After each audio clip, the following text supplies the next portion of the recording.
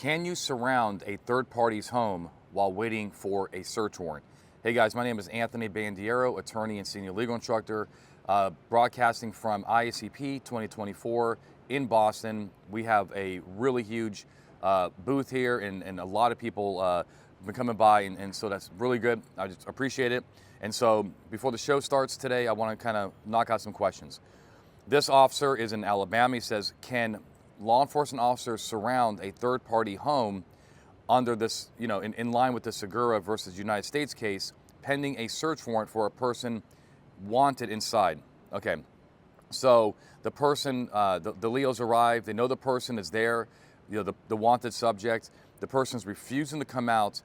Can they secure all parts of the curtilage, including the backyard, pending the search warrant? Will this be covered under Segura and so forth? All right, let's lay a few foundations. Number one is, if you have a wanted person, a fugitive, and that fugitive has an arrest warrant, right?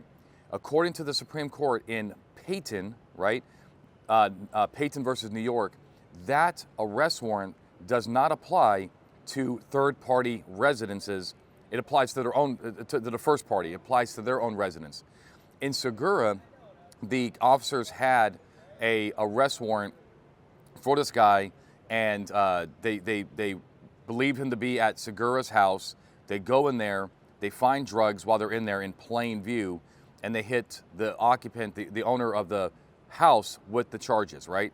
But he's like, wait a minute, you got into my house because my buddy, right, has an arrest warrant.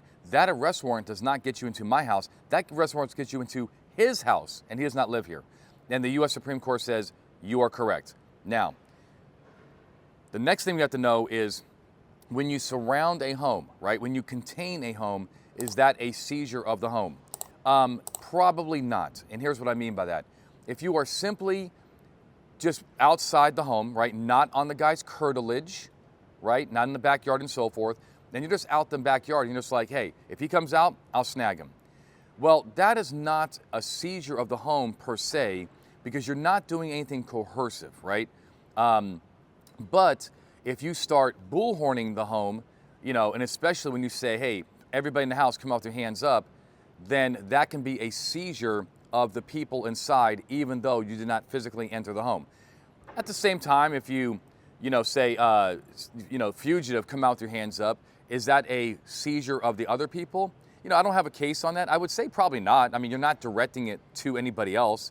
They will not feel seized, I guess, right? You are diminishing their use and enjoyment of their home, right? Because they have these cops surrounding the house and bullhorning them, but that might be a different issue.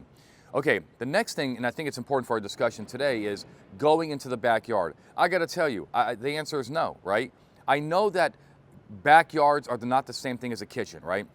There are some instructors that say, that teach, that curtilage is exactly the same as in being inside the home.